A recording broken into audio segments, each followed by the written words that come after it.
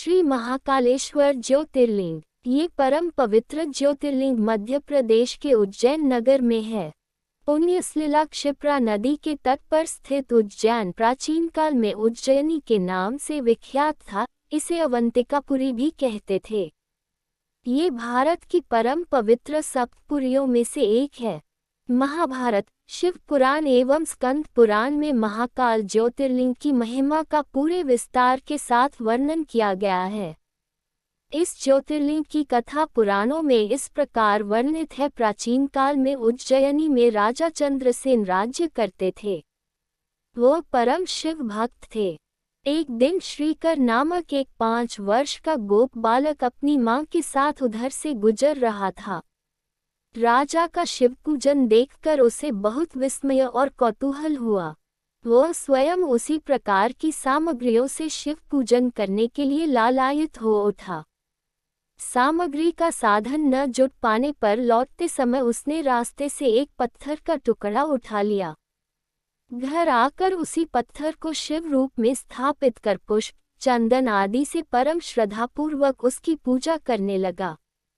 माता भोजन करने के लिए बुलाने आई, किंतु वह पूजा छोड़कर उठने के लिए किसी भी प्रकार तैयार नहीं हुआ।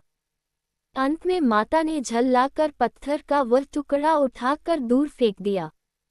इससे बहुत ही दुखी होकर वह बालक जोर जोर से भगवान शिव को पुकारता हुआ रोने लगा।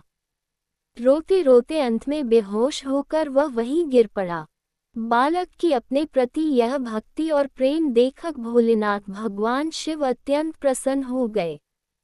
बालक ने जैसे ही होश में आकर अपने नेत्र खोले तो उसने देखा कि उसके सामने एक बहुत ही भव्य और अतिविशाल स्वर्ण और रत्नों से बना हुआ मंदिर खड़ा है।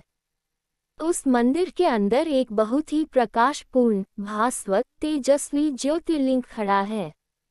बच्चा प्रसन्नता और आनंद से विभोर होकर भगवान शिव की स्तुति करने लगा। माता को जब ये समाचार मिला तब दौड़कर उसने अपने प्यारे लाल को गले से लगा लिया। पीछे राजा चंद्रसेन ने भी वहां पहुंचकर उस बच्चे की भक्ति और सिद्धि की बड़ी सराहना की। धीरे धीरे वहां बड़ी भीड़ जुट गई। इतने में उस स्थान पर हनुमान जी प्रकट हो गए। उन्होंने कहा, मनुष्यों, भगवान शंकर शीघ्र फल देने वाले देवताओं में सर्वप्रथम हैं। इस बालक की भक्ति से प्रसन्न होकर उन्होंने इसे ऐसा फल प्रदान किया है जो बड़े बड़े ऋषि मुनि करोड़ों जन्मों की तपस्या से भी प्राप्त नहीं कर पाते। इस गोप बालक की 8वीं पीढ़ी में धर्मात्मा नंदगोप का जन्म होगा। द्वापर युग में भगवान विष्णु कृष्ण अवतार लेकर उनके वहां तरह तरह की लीलाएं करेंगे। जी इतना कहकर अंतर्धान हो गए। उस स्थान पर नियम से भगवान शिव की आराधना करते हुए अंत में श्रीकर गोप और राजा चंद्रसेन शिवधाम को चले गए। इस ज्योतिर्लिंग के विषय में एक दूसरी कथा इस प्रकार कही जाती है। किसी समय अवंतिकापुरी में वेद पाठी तपोनिष्ठ एक अत्यंत तेजस्वी ब्राह्मण रहते थे। एक दिन दूषण नामक एक अत्याचारी असुर उनकी तपस्या में विघ्न डालने के लिए वहां आया। ब्रह्मा जी से वर प्राप्त कर वह बहुत शक्तिशाली हो गया था। उसके अत्याचार से चारों ओर त्राही त्राही मची हुई थी। ब्राह्मण को कष्ट में पड़ा देखकर प्राणी मात्र का कल्याण करने वाले भगवान शंकर वहां प्रकट हो गए। उन्होंने एक हुंकार मात्र से उस दारुण अत्याचारी दानव को वहीं जलाकर भस्म कर दिया। भगवान वहां हुंकार सहित प्रकट हुए, इसीलिए उनका नाम महाकाल पड़ गया।